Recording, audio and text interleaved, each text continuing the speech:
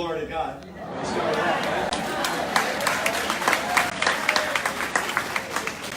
Yeah, Bishop James right in front of me. Gotta make sure I behave myself. Thank you, Senator Rice, for your introduction and for going through all of that, which was incredibly generous of you. I also want to thank you for your friendship, your support even when it's cold, dark, and lonely sometimes.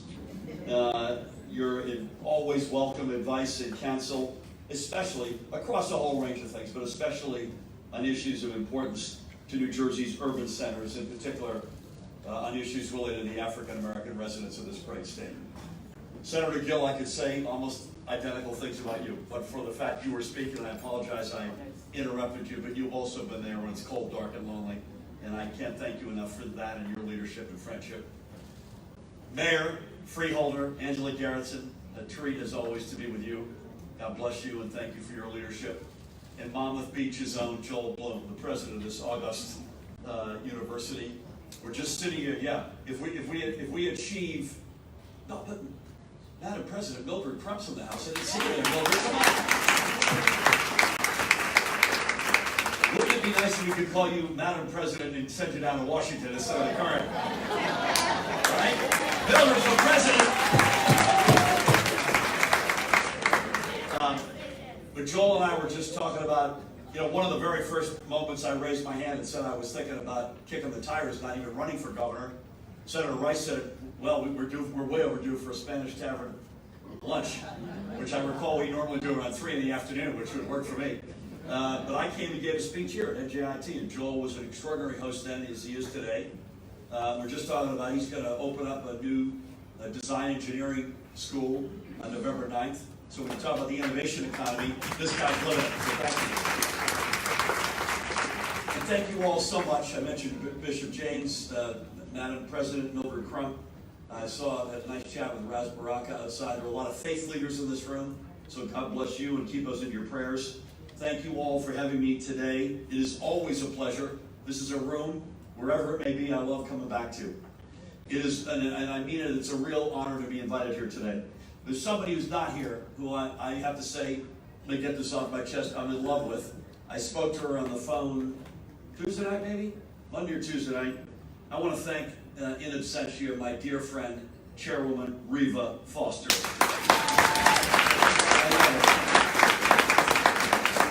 And just look at her life of service to her country, by the way, to her state, to her county, what she does with the BIC. By the way, any Burlington County folks in the house? Yeah. Burlington County's on the move, man. I'll tell you something. I don't want to get too political, but Andy Kim's going to get elected to Congress thanks to Burlington County. So I don't know where we'd be without Reva. She's a transformational leader in this state, and her commitment both to African American issues and women's issues, among others, which impact our state, is unwavering. And God bless her. I also want to give my thanks, I came in with them, to Chairman Emeritus, my friend Jerry Harris, and to all of the officers of the Black Issues Convention. I also want to recognize Vice Principal Brenda Lee for her leadership and dedication as both a board member of NJBIC and a leading educator. God bless the educators in the city of Newark. A point of personal privilege, Senator.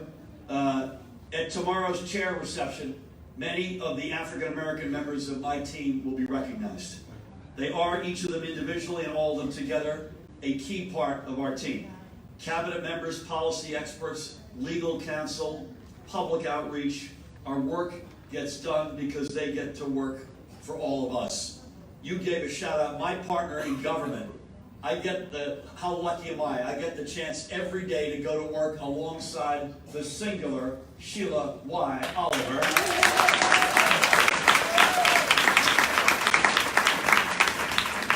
Senator Rice is the one who introduced me to our Chief Diversity Officer, The Rock, and Hester Agadosi, who's doing an extraordinary job. She's leading this disparity study. And the details are jaw-droppingly shocking. New Jersey, one of the most diverse states of the nation, one of the biggest, proudest African-American communities in the nation, is near or at the bottom of the barrel in terms of participation by women and minority-owned. And by the way, add to that veterans businesses, many of which are by either women or minority-owned, It's pathetic, and Hester's going to lead that charge to a better place. And I got to thank my spiritual advisor, my senior advisor, my dear friend. He's being inducted into the Rutgers African American Alliance University Hall of Fame on Saturday night. The one and only, the Reverend Derek Green is in the house. It's not Saturday, but I can't wait to tell you, happy Sabbath. This team is what I believe is one of the most diverse administrations New Jersey has ever seen. We already know we have the most diverse cabinet in our state's history, and certainly that is something, all of the above, that I wear as a badge of honor. Our team looks like New Jersey. Our team's heart beats like New Jersey, and because of that, we will serve New Jersey, all 9 million of us, not just some of us. And again, it's always a good day to be in Newark and to be on NJIT's campus. As you know, this is much more than just one of our best institutions of higher education or one of our great communities. This school is also a national leader in helping students, in particular from underserved communities, find their way into good-paying, middle-class, if not upper-middle-class careers. And if there's one thing we know about the ranks of engineers and innovators, we need to make them more diverse and representative of our entire state. And no one does it better than NJIT. I'll have more on that topic in a minute. Now, Senator, I say Senator here, I got both of you. So, Senators Freeholder, Mr. President, I was struck by the poster which announced this conference. First off, there's a quote from Reverend Dr. Randall Lassiter of Patterson's Calvary Baptist Church, which said, NJBIC is more relevant today as it was in its inception. One more time. Reverend, you're right in front of me. God bless you. I couldn't agree more. And I say that as much as the governor of the state of New Jersey as I do as a former national board member of the NAACP. Another organization that, in many cases, for all the wrong reasons, is more relevant than ever. That's right. Right? That's right. And NJBIC, I got you. Gonna come over and give you a hug. Atlantic City's in the house.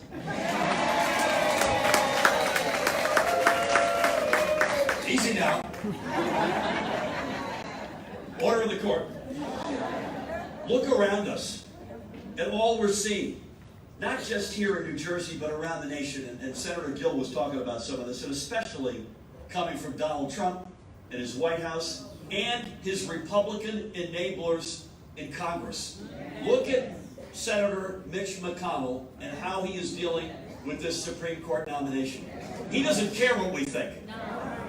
He's going to find out sooner or later we don't care what he thinks either. I say this with humility. Many of you, looking around this room, have lived this movie before. Back apparently to a time when the president thinks America was great. It wasn't great for people of color. But we have a message for President Trump. America will not go back, and New Jersey will see to that. It might have been with one of the two senators, but I had my last NAACP national board meeting a month or so after 45. My wife still, Tammy Murphy sends her best wishes, by the way. She loves each and every one of you. She wanted to be here. In fact, she is chairing, as we speak, a conference on maternal and infant mortality rates among African Americans in the state, and what are we going to do about it literally as we speak. And that's an issue that she's making. So I was asked, how was my last board meeting? Because I had to step down from the NAACP's board in order to go on the ballot to run for governor. I didn't want to step down, but I had to step down, and that made sense. So it was a month after Trump was inaugurated. So he said to me, how was the discussion? I said, well, let me put it this way. We weren't talking about the good old days going back to 1955, if you know what I mean. I mean, come on, Mr. President. We find ourselves together in a time when we have to push as one against some strong headwinds. The winds of bigotry and hate, of disenfranchisement, and of us versus them politics. We will not sit back, and we will not let communities be marginalized. Together, we'll keep the worst impulses of Donald Trump, the impulses that only seek to divide and never bring together, out of New Jersey. And I say it again, we will not go back. Forward always. And Senator Rice was very gracious in his introduction and already went through some of what we've done, but look at where we've come in this state in less than 9 months. I don't think I have to remind everyone of of what 8 years lost in the wilderness under Chris Christie got us. Public education, as the senator said, underfunded by $9 billion with a B dollars. Our cities largely ignored, except for huge tax breaks for massive corporations. Criminal justice reforms put on the back burner.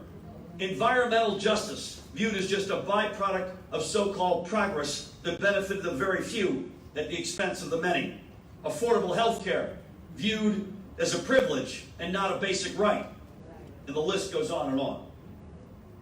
And who did these decisions hurt the most? Well, you know better than I.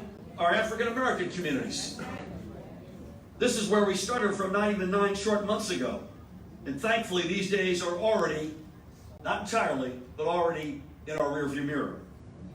We can't get it all done overnight, as the senator said. But since January 16th, we have been chopping away at the weeds of inequality.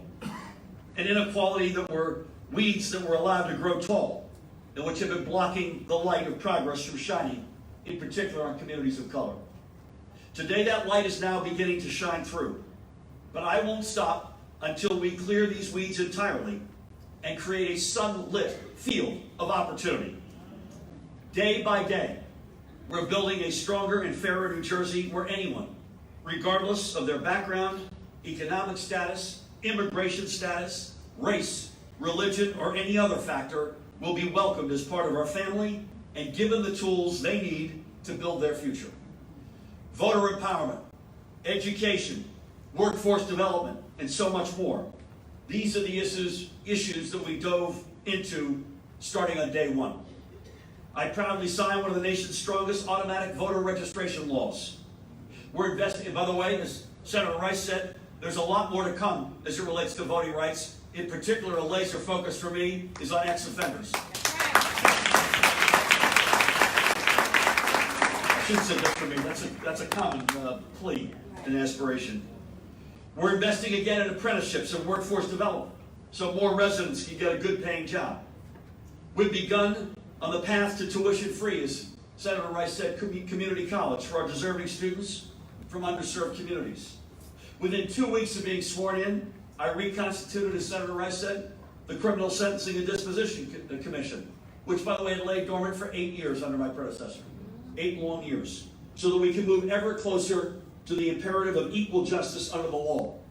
We inherited a state with the nation's widest white-black disparity in incarceration, and we will not stop until that is erased. I mentioned a minute ago that the Department of Health, together with the First Lady, is attacking deep-seated and systemic racial disparities in health care.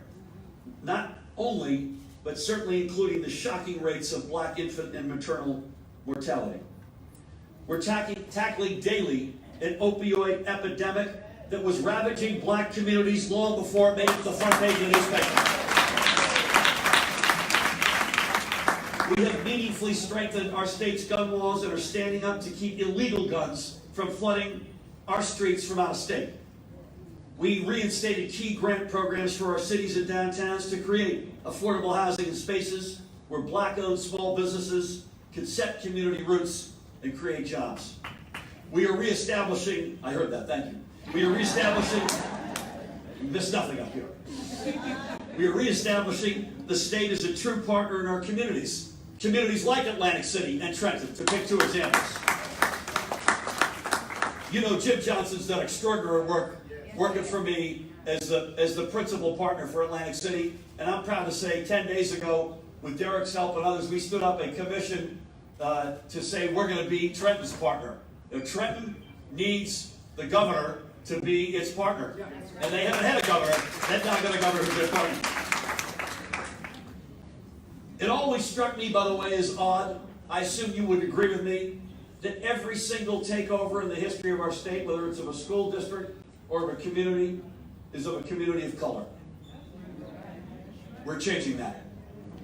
We are moving, I hope sooner than later to $15 an hour minimum wage. Now listen, these initiatives will benefit many in New Jersey, if not most in some cases. All 9 million members of our extended family. But they, among so many other steps, will have an outsized impact on communities of color. But everything we are doing and everything we aim to do will not be able to have a lasting positive impact on our state if we do not create a strong, growing, dynamic, and diverse New Jersey economy that welcomes every family into its ranks with new jobs and opportunities, thriving cities, safe neighborhoods, and affordable housing and health care. And by the way, these all go hand in hand. I say this a lot because I mean it. You can't make economic progress without social progress, but you can't make social progress without economic progress. They're not at odds with each other, they go hand in glove. On Monday, I put forward a plan that will get us closer to that objective. It is an economic plan based not on a concept of how we can grow a corporation's bottom line, but how we improve New Jersey's bottom line. It will work to close our gender and racial employment and wage gaps, currently the widest in the country, by the way, by both creating hundreds of thousands of new jobs and increasing annual wages by at least $15,000. It will meaningfully reduce our urban poverty rate, including seniors who are aging into poverty, through a series of steps. Strategic investments that will make, expanded workforce development programs like those we see at NAN Tech World. Is Pastor Bartley still in the house? Where are you? He was here a minute ago. NAN Tech World is a rocking example. Right? Like we also see the Urban League of Essex County. Community partnerships, yeah. Through community partnerships and focused business incentives. No community will be left behind. This may be a new day with a new focus, but that focus didn't begin Monday. It has been there from the beginning and will continue until we get it done. Just bear with me 1 second. I put up one slide when I announced this plan on Monday. And the slide looked at the past 10 years. And it looked at 3 statistics. Employment growth in New Jersey compared to the rest of the country. Wage growth in New Jersey compared to the rest of the country. And the rate of poverty growth in New Jersey compared to the rest of the country. I can't remember which is which, but we finished in those 3 metrics 42nd, 47th, and 49th. All in the wrong direction. As I reminded folks on Monday, that's out of 50. No community will be left behind, as I said. This plan was crafted just as much, if not more, by listening to community leaders and faith leaders as it was by talking with business people. However, those of us who fight for freedom and justice know that the race is not given to the swift, but to those who endure to the end. History reminds us that the correct title of the March on Washington in August of '63 was March on Washington for Jobs and Freedom. Continuing that march is the ethos of our plan. Jobs, wages, wealth creation, and an inclusive, innovative economy that leaves no one behind. Systemic racism and discrimination has plagued our efforts for centuries and kept good people from achieving their God-given potential. So our plan starts by investing in them. We are blessed with a deep, rich, and diverse talent pool in New Jersey. In every corner of our state are people who want to work, but just need the opportunity for an education, for skills training, to get their foot on that ladder of economic opportunity. And let me say as clearly as I can, on that list of folks who just want a little bit of a push, a little bit of wind in their sails, are ex-offenders. Let there be no doubt about that. I've taken a lot of heat in this over the past couple of weeks, and I'm glad to take that heat, because this is a teaching moment. Folks are going to have to understand that New Jersey will be the state that gives second chances unlike any other state in America, and I'm committed to nothing less than that. Thank you. Especially in the innovation economy, our diversity can be a secret weapon. High tech is a sector which desperately needs more minority representation. And we will have the diverse and skilled workforce tomorrow's employers will need. They won't be able to ignore us. But New Jersey isn't just a collection of people. We're a quilt of communities. Historic cities with streets which once were our economic engines and which can be again. We're going to invest in our neighborhoods again. This starts with our Opportunity Zone program. Thank you, Senator Cory Booker. Tackling poverty cannot start anywhere else than in focusing private investment in new jobs in the areas where jobs have been too few, where poverty has been too far prevalent, and where good residents have fought and stayed and hoped for a better day. I want to see thriving downtowns, to be sure, but I also want to see prosperity to reach into the neighborhoods outside downtown. I want our cities to welcome new residents, yes, but I want to reward those who stayed with good jobs and affordable housing so they can be a part of that neighborhood's revival. We need to find a better use for land than an empty parking lot. We need to create places where people can live, work, dream big, and achieve big, and where communities can come together and rise together. This is our goal.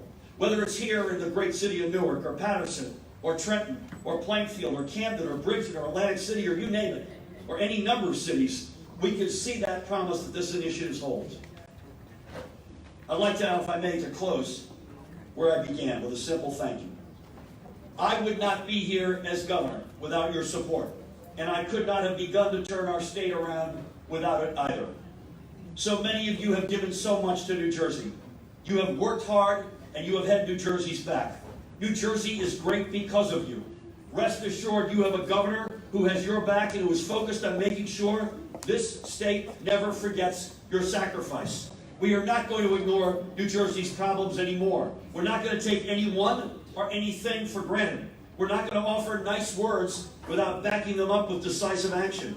We're going to be guided by the words, as we almost always are, by Dr. King, and I quote him, "We are now faced with the fact that tomorrow is today. We are confronted with the fierce urgency of now. I invite you all to stay on and join me on this journey. We're all in this together. One family, one family. Thank you all. One New Jersey. God bless you all. Thank you."